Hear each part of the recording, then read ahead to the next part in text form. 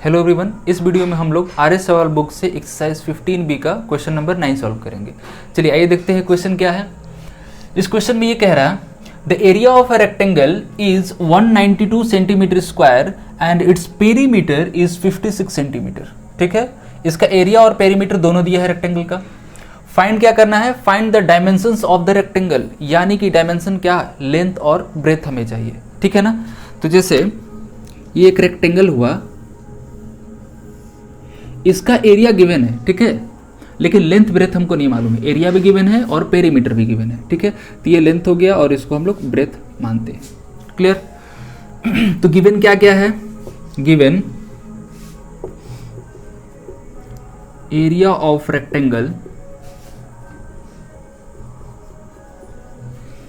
कितना है, 192 centimetre square and perimeter of rectangle कितना है, 56 सेंटीमीटर। ठीक है, देखिए लेंथ और ब्रेथ निकालने के लिए किसी किसी क्वेश्चन में इससे पहले ही, ठीक है, इससे पहले जो हम लोग क्वेश्चन शुरू में जो सॉल्व किए हैं उसमें क्या होता था कि इन दोनों लेंथ और ब्रेथ का रेशियो दिया। रेशियो एक्चुअल में क्या हो जा रहा है कि लेंथ और ब्रेथ में रिलेशन मिल जाता है हमको। ठीक है, जैसे एग्जांपल के लिए अगर हम कह देते हैं कि जो ये लेंथ है ब्रेथ का 2 गुना है, ठीक है ना, तो हम लेंथ की जगह पे 2 टाइम्स ऑफ बी लिख सकते हैं। यानी कि लेंथ की जगह पर 2 टाइम्स ऑफ बी रखते हैं और ब्रेथ की जगह पर भी बी ही रखते हैं, तो यानी कि वेरिएबल मेरे पास केवल एक ही रहा, लेंथ रहा ही नहीं। ठीक है ना, तो रिलेशन होने की वजह से, ठीक है ना, रिलेशन होने की वजह से हम क्या कर देते हैं, एक वेरिएबल ही हट जाता है मेरा और एक इक्वेशन से, यानी कि जितना वेरिएबल होता है उतना इक्वेशन की जरूरत पड़ती है। यानी कि अगर 2 वेरिएबल है तो एक इक्वेशन से हम कभी भी उसको सॉल्व नहीं कर सकते हैं। ठीक है, अगर करते भी है तो बहुत सारा सोल्यूशन आ जाएगा उसका, लेकिन 2 वेरिएबल है तो 2 इक्वेशन होता है, तब हम आसानी से उसका वैल्यू निकाल पाते हैं। ठीक है, तो चलिए, तो ऐसा कोई रिलेशन तो है नहीं, लेंथ और ब्रेथ में कोई रिलेशन नहीं दिया है, ना रेशियो दिया हुआ है। तो ऐसे कंडीशन में मेरे पास क्या हो गया, 2 वेरिएबल हो गया। अब 2 वेरिएबल हुआ तो हमको 2 इक्वेशन चाहिए, तो एक इक्वेशन हम बनाएंगे एरिया से और दूसरा इक्वेशन हम किससे बनाएंगे, पेरीमीटर से। ठीक है, मेरे पास 2 इक्वेशन अवेलेबल हो जाएगा, उसके बाद हम कैलकुलेट करके एल और बी मिल जाएगा। ठीक है, तो यहां से हम स्टार्ट करते हैं। लेट, एक्चुअल में हमेशा हम लेंथ को ही एल लेते हैं, लेकिन फिर भी हम लिख देंगे तो सही रहेगा। Let the length of the rectangle be L and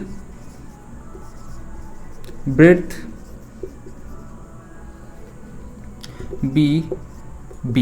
ठीक है, यानी कि स्मॉल बी है। लेंथ को हम ले रहे हैं L और ब्रेथ को B ले रहे हैं, तब इक्वेशन हम कैसे बनाएंगे।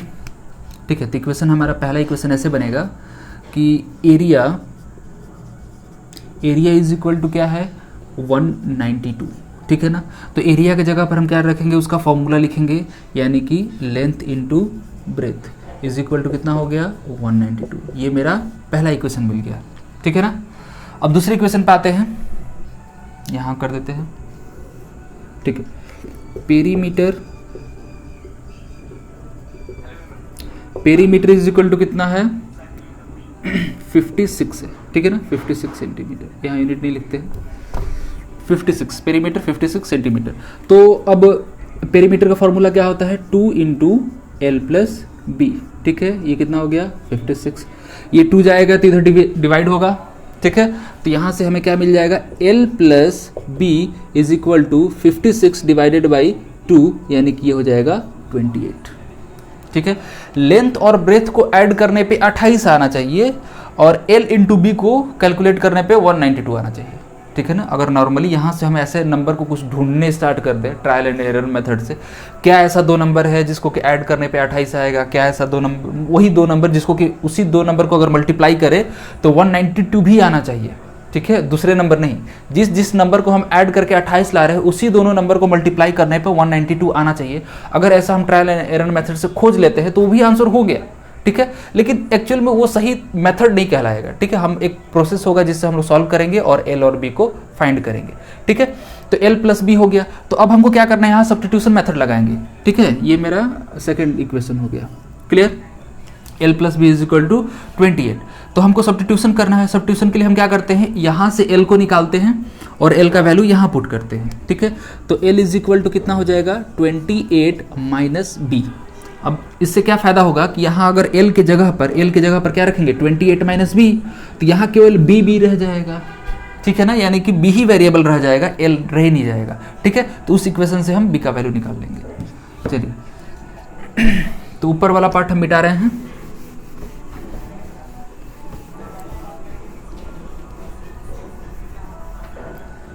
तो यहाँ लिखेंगे substituting the value of L in equation first, ठीक है। फर्स्ट इक्वेशन में हम L का वैल्यू सब्स्टिट्यूट करेंगे तो कितना हो जाएगा, L की जगह पर क्या रखेंगे 28 माइनस बी, ठीक है, इंटू बी, ठीक है ना, L की जगह पर रखें तो यहाँ भी तो है ना, इज इक्वल टू 192। क्लियर। चलिए तो यहाँ मल्टीप्लाई करेंगे तो ये कितना हो जाएगा 28b minus B square is equal to 192, ठीक है। इसको इधर लाते हैं, अगर हम माइनस कॉमन लेते हैं तो ये क्या हो जाएगा B square minus 28b plus 192 is equal to 0, ठीक है। इस वाले टर्म को हम हमेशा पॉजिटिव रखते हैं, तो क्या किए यहाँ से माइनस कॉमन, क्योंकि ये इधर आएगा तो क्या हो जाएगा, ये माइनस में हो जाएगा यहाँ पे, लेकिन सब में से अगर हम माइनस कॉमन लेंगे तो ये प्लस ये माइनस हो जाएगा, ठीक है। ये जो प्लस था वो माइनस हो जाएगा, जो माइनस था वो प्लस हो जाएगा, इक्वल टू 0। अब इसको हमको सॉल्व करना आगे। अब इसमें हम कैसे सॉल्व करेंगे, स्प्लिटिंग मिडिल टर्म, ठीक है ना। तो 192 है, थोड़ा बड़ा नंबर है, इसको कैसे हम कैलकुलेट करेंगे, इसका एक सिंपल सा तरीका हम बताते हैं, ठीक है। जैसे मान लो इसको हम क्या करेंगे, पहले प्राइम फैक्टराइज कर लेंगे, तो ये जाएगा 192, 2 से डिवाइड करेंगे, ये 9, ठीक है, और ये हो जाएगा 6, फिर 2 से 4 8, 2 से 2 4 12 6 3 3। क्लियर। अब ये करने का फ़ायदा क्या होता है, इसको हम लोग समझेंगे। इस तरह करने से क्या फ़ायदा होता है, अब इससे ये फ़ायदा होगा कि किसी भी, यानी कि हम किसी भी पेयर को लेते हैं, यानी कि इतने पार्ट को लेते हैं, यहाँ से कितना हुआ 8 हुआ, ठीक है ना, 8 को और फिर नीचे वाले को मल्टीप्लाई करें, तो अब दोनों जो नंबर हमको अचीव होता है, ठीक है, ऊपर 8 हुआ ना, 2 × 2 4, 4 × 2 8, ठीक है। अगर इधर वाली की बात करें तो कितना हो 2 × 2 8, 8 × 3 24, तो 24 नीचे हो गया, ऊपर वाला 12 हो गया। तो उन दोनों का जो मल्टीप्लीकेशन होगा ना हमेशा 192 ही होगा। तो हमको मल्टीप्लीकेशन के बारे में नहीं सोचना है, केवल एडिशन के बारे में, कौन से दो ऐसे नंबर हैं जिनको कि ऐड करने पे 28 आना चाहिए, ठीक है। क्योंकि मल्टीप्लाई हम किसी को नंबर को हम एक साथ, इधर वाले को एक साथ ले ले और नीचे वाले 3 को केवल एक साथ ले, तो मल्टीप्लाई करने पे हमेशा 192 ही आएगा, ठीक है ना। तो एक चीज़ से हम फ्री हो जाते हैं कि मल्टीप्लाई करने पे 192 आएगा कि नहीं आएगा, हमको बार बार चेक करना पड़ता है। तो यहाँ पर हम फ्री हो गए। अब हमको नंबर ढूंढना है जिसको कि ऐड करने पे क्या हो जाए 28 आ जाए, ठीक है। तो क्या नंबर होगा वो, यहाँ से लेते हैं हम, ठीक है, ये हो जाएगा 4 8 16, ठीक है, 16 लेते हैं यहाँ से, 2 × 4 4 × 2 8 8 × 16, और नीचे देखते हैं ये कितना हो जाएगा 4 4 × 3 कितना हो जाएगा 12। तो 16 और 12 को हम ऐड करेंगे तो 28 हो जाएगा ना, तब इसको आसानी से हम 16 और 12 में ब्रेक कर सकते हैं, ठीक है। और दोनों क्या होगा माइनस में लेंगे हम, क्योंकि यहाँ से हमें प्लस माइनस के बारे में नहीं मालूम चलेगा।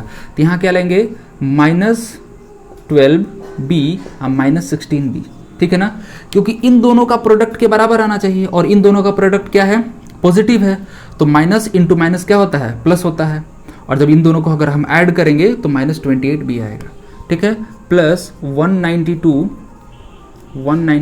Is equal to 0। क्लियर। तो कभी भी बड़ा नंबर रहेगा तो ऐसे करेंगे तो टाइम कम लगेगा सॉल्व करने में, ठीक है। चलिए अब आगे करते हैं, b² - 2b plus -16b plus 192 is equal to 0।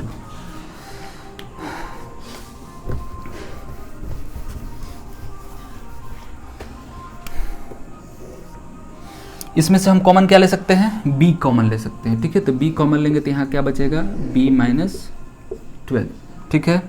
और यहाँ से हम क्या कॉमन लेंगे, हमको यहाँ से ऐसे कॉमन लेना है कि जो यहाँ बचा हुआ है ना उतना ही होना चाहिए। तो यहाँ क्या है b - 12 है ना, तो अगर यहाँ से केवल 16 कॉमन लेते हैं तो -b+12 रह जाएगा, इसलिए यहाँ पर हमको साथ साथ माइनस को भी कॉमन लेना पड़ेगा।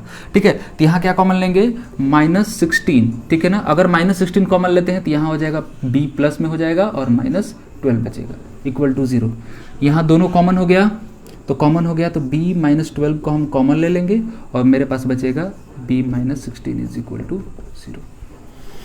ठीक है, तो इन दोनों का प्रोडक्ट जो है 0 आ रहा है, इसका मतलब कि अगर ये भी 0 होता है फिर भी दोनों का प्रोडक्ट 0 होगा, और केवल ये वाला भी 0 होता है फिर भी दोनों का प्रोडक्ट 0 होगा। इसलिए b-12 को एक बार हम 0 लेते हैं, तो यहाँ से हमको b का वैल्यू क्या मिलेगा 12, और दूसरी बार में b-16 को लेंगे इक्वल टू 0, तो यहाँ भी b का वैल्यू मिलेगा 16। ठीक है, तो ये हो गया। अब एक्चुअल में क्या है कि जो b हमें 12 मिला है ना और 16, तो इसी में से एक ब्रेथ है और ये एक लेंथ है। अभी हमें लग रहा है कि यहाँ पर क्या है कि b का ही वैल्यू 2 आया है। एक्चुअल में b यहाँ पर ना केवल मेजरमेंट से मतलब है, वो ये कह रहा है कि अगर b का वैल्यू यहाँ जो भी होगा तो दूसरा वाला वैल्यू क्या होगा। ठीक है ना, क्योंकि हम पहले ही से l और b को सब्स्टिट्यूट कर चुके हैं, तो छोटे वाले वैल्यू को हम क्या ले लेंगे ब्रेथ मान लेंगे और बड़े वाले वैल्यू को हम लोग लेंथ ले लेंगे। वैसे भी कोई बात नहीं, अगर हम 12 को सब्स्टिट्यूट करते हैं, b को ही मानते हैं अगर वैल्यू, ठीक है, ये 12 वाला जो वैल्यू है अगर b मानते हैं, तो पहले वाली इक्वेशन जो फर्स्ट वाला इक्वेशन था वहां पर अगर हम 12 को सब्स्टिट्यूट करेंगे तो 16 ही आएगा। ठीक है ना, यानी कि लेंथ का वैल्यू 16 ही आएगा। इसलिए हम एक को हम लेंथ ब्रेथ मान लेंगे और दूसरे वाले को लेंथ। तो यहाँ लिख सकते हैं ब्रेथ जो होगा 12 सेंटीमीटर और जो लेंथ मिलेगा हमें 16 सेंटीमीटर। क्लियर? तो इस पार्ट को, कंसेप्ट को हमको समझना है। ठीक है ना, कहाँ पर कैसे इक्वेशन बनाना है। कभी कभी क्या होता है कि हमें किसी इक्वेशन की जरूरत नहीं होती है, ठीक है, एक अच्छे लेवल यानी कॉम्पिटिटिव लेवल के एग्जाम में, फिर भी वहाँ पर वो चीज़ दे देता है, तो हमको समझना पड़ता है। ठीक है ना, समझना पड़ता है हमें 2 इक्वेशन की कहाँ जरूरत है। अगर जहाँ रिलेशन नहीं होगा तो हमको 2 इक्वेशन बनाना पड़ेगा। ठीक है, चलिए, तो इस क्वेश्चन को कई बार प्रैक्टिस करना है और ध्यान से समझना है इस क्वेश्चन को। चलिए, तो बस इस वीडियो में बस इतना ही। मिलते हैं हम लोग नेक्स्ट वीडियो में एक नए क्वेश्चन के साथ।